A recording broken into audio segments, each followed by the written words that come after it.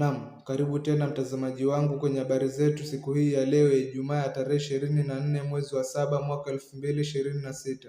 Jina langu ni Eric Masha Douglas. Naam, serikali ya Rais William Ruto yakanusha madai ya kumteua Winnie Odinga, Janet na Malala kuwa mawaziri. Barua ya Julai tarehe 23 iliyodaiwa kutoka kwa karani wa bunge la kitaifa iliomba tume ya maadili na kupambana na ufisadi wafanyie uhakika watu watano waliodaiwa kupendekezwa kuwa mawaziri. Naam, mtazamaji wangu, ili kuzidi kupata habari motomoto kwa wingi, bonyeza subscribe, like, share. Winnie Odinga, Janet Mohammed na Cleophas Malala walikuwa miongoni mwa waliotajwa katika orodha hiyo pamoja na Koki Muli na Daktari Agnes Zani. EACC ilijibu barua hiyo iliyokuwa ikisambaa ikitilia shaka uhalisi wake. Serikali ya Kenya imekanusha madai kwamba Rais William Ruto ameteua kundi la wanasiasa na watu mashuhuri kushika nyadhifa za waziri baada ya barua iliyoandikwa kwamba wafanyiwe uhakika kusambaa kwa kasi Alhamisi Julai tarehe 23. Barua hiyo iliyokuwa na jina la ofisi ya karani wa bunge la kitaifa ilionekana kuelekezwa kwa tume ya maadili na kupambana na ufisadi. Iliwasilisha ombi hilo kama sehemu ya mchakato wa kikatiba wa kuhakikisha uadilifu katika uteuzi wa maafisa wakuu wa serikali. Orodha ya waliodaiwa kuteuliwa katika baraza la mawaziri la Ruto. Kwa mujibu wa barua hiyo, Winnie Odinga, binti wa aliyekuwa kiongozi wa ODM Raila Odinga, alipendekezwa kuwa waziri wa utalii na wanyamapori.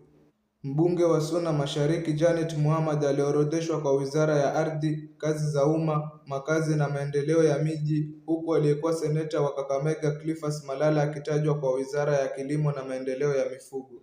Waraka huo pia ulimtaja Koki Muli kama mteuliwa wa wizara ya maji, usafi wa mazingira na umwagiaji, na Daktari Agnes Zani kwa wizara ya habari, mawasiliano na uchumi wa kidijitali. EACC yaitaja barua hiyo kuwa bandia. EACC ilichukua hatua haraka kujitenga na waraka huo ikiutaja kuwa wagushi. Tume hiyo ilifafanua kuwa haijapokea mawasiliano yoyote ya aina hiyo kutoka kwa ofisi ya karani wa bunge la kitaifa. Hivyo basi kubatilisha madai makuu yaliyokuwa kwenye barua hiyo.